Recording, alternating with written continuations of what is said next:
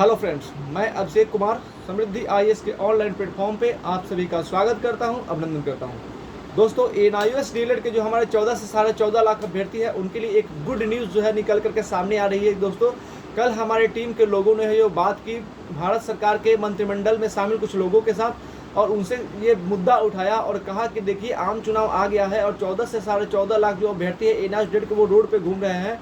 उनको जो है सरकार के स्तर पे जो है ये है दो वर्ष का जो कोर्स हो रहा था उसको 1.5 वर्ष में कराया गया, यानी 18 महीने में कराया गया। उसमें उनकी कोई गलती नहीं थी, लेकिन फिर भी माननीय सुप्रीम कोर्ट के द्वारा जब है उनको खारिज कर दिया गया। तो इन सारे अभ्यर्थियों को ये उम्मीद थी कि सरकार उनके लिए कुछ न कुछ बेहतर करेगी, लेकिन सरकार ने अभी तक उनको लेकर के कुछ नहीं किया। तो इसको लेकर के एनआईओएस डीएलएड के अभ्यर्थी जो है वो जो है सरकार के विरोध में खड़े हो गए हैं और इसका खामियाजा है सरकार को भुगतना पड़ सकता है। तो सरकार इसको लेकर के क्या सोच रही है? ये जब बातें हुई तो सरकार के स्तर पे जो लोग मतलब सरकार में काम कर रहे हैं उन्होंने बताया कि देखिए, सरकार इसको लेकर के चीज़ें सोच रही है, लेकिन सरकार को ये लग रहा है कि माननीय सुप्रीम कोर्ट ने जब इसको खारिज कर दिया है तो फिर सरकार उसके अगेंस्ट में कैसे जाएगी। इसको लेकर के जो है वो सरकार थोड़ा सा संकोच की स्थिति में है। तो हमारी टीम के जो लोग थे उन्होंने सरकार के लोगों से बताया कि देखिए, ऐसा नहीं है, अगर सरकार चाहेगी तो गैजेट जो है प्रकाशित हो सकता है, और गैजेट अगर एक बार प्रकाशित हो जाएगा, भारत के राजपत्र में रिकॉग्निशन लेटर को ला दिया जाएगा, तो भी देश भर में जो शिक्षक भर्ती होने वाली है वहाँ पे उनको मौका मिल जाएगा। और अगर ऐसा नहीं होता है, सरकार अगर आश्वासन नहीं देती है, अगर सरकार एनआईओएस डीएलएड के अभ्यर्थियों को आश्वासन नहीं देती है कि आपको मान्यता मिलेगी, तो फिर इसका खामियाजा तो सरकार को भुगतना पड़ेगा।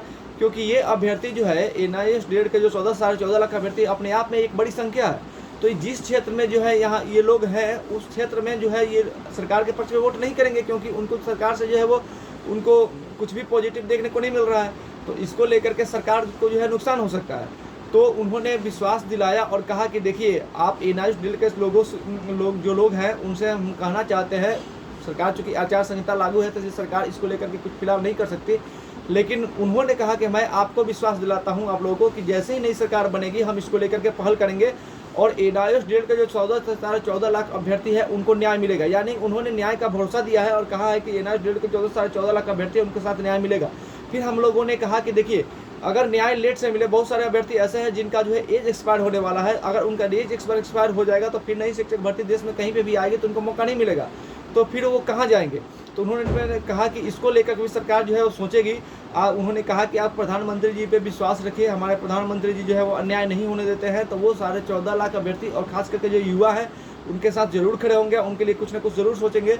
तो मैं एनआईओएस डीएलएड के 14 से 14.5 लाख अभ्यर्थी है उनको बताना चाहता हूँ कि आप पैनिक नहीं होना है। सरकार की तरफ से एक विश्वास जो है वो दिख रहा है, लेकिन देखिए, आपका पैनिक होना लाजमी है, क्योंकि इतने दिनों से जो है शिक्षक भर्ती हो रही है देश भर में, वहाँ पे कहीं पे भी मौका मिल नहीं रहा है। तो पैनिक होना स्वाभाविक है, लेकिन पैनिक होने से हम लोगों को जो है कुछ नहीं मिलेगा, निराशा ही हाथ लगेगी। तो इसलिए मैं एनआईओएस डीएलएड के 14 से 14.5 लाख अभ्यर्थियों को बताना चाहता हूँ कि हमारी टीम ने कल जो है मांग रखी उनसे, सरकार के स्तर पर जो लोग थे उनसे कहा कि जल्द से जल्द इसको लेकर के कुछ सोचा जाए।